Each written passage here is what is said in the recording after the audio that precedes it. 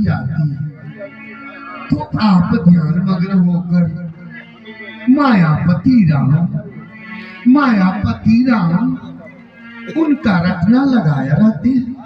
हे नाथ, मैं आपके चरणों की दासी हूँ, आप मुझे अवगत कराइए नाथ कि वो कौन है, क्या है, क्योंकि सभी लोग तो आपकी आराधना करते हैं, परंतु आप किनकी आराधना करते हैं नाथ?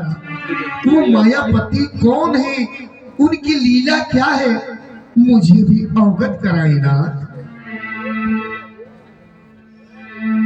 धन्य धन्य गिरिराज कुमारी, तुम सवाल नहीं को उपकारी, तुम रघुवीर चरण अनुरागी, किल्लो प्रश्न जगत हित लागी। देवी हे शैल कुमारी, आज आपने रघुनाथ जी के कथा प्रसंग से मुझसे पूछी है, वह स्वयं अपने ही लिए नहीं, जगत के समस्त जगत के कल्याण के लिए पूछी है। देवी मायापति राम की कथा अनंत है, हरि कथा अनंता, कहाई सुनाई बहुविधि सब सत्ता। देवी राम कथा सुंदर करतारी, संशय विहंग उड़ावन हारी।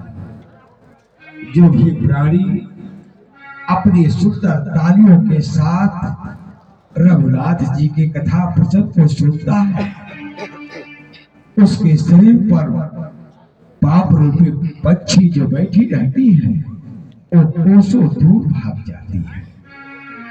इतना ही नहीं, जिन हरि कथा सुने ही नहीं काना, श्रवण रंग यही भवन समा। देवी हे शैल कुमारी, जो भी प्राणी अपने सच्चे हृदय मन से रघुनाथ जी के कथा प्रसंग को सुनता है और नहीं जो सुनता है, उसके कर्ण के छिद्र एक सर्प के कर्ण के समान माने जाते हैं। देवी रघुनाथ जी की कथा ही सुंदर है, सो आप ध्यान पूर्वक से सुनिए, हम आपसे अवगत करा रहे हैं। तस्मै स्वभाव तो ही सब उठी पर ही जस कारण वो ही, जब जब हो ही धर्म की हानि, बाहे असुर अधम अभिमानी, तब तब धरी प्रभु विविध शरीरा, हर कृपा निधि सज्जन पीरा।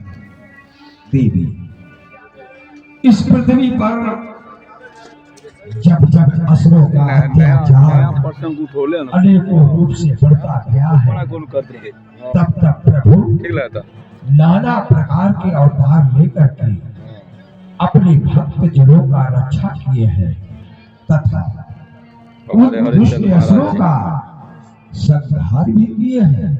हाँ देवी, रघुनाथ जी की कथा बस आप इतना ही जान लीजिए, एक कामधेनु गाय की सेवा करने के समान है और संतों के समाज देवताओं के लोग हैं।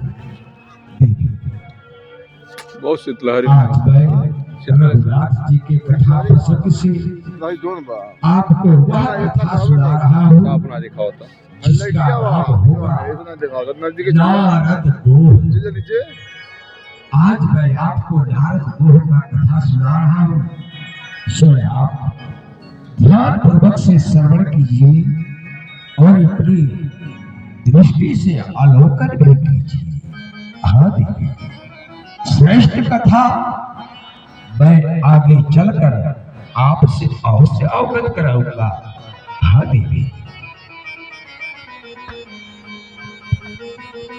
कमरिया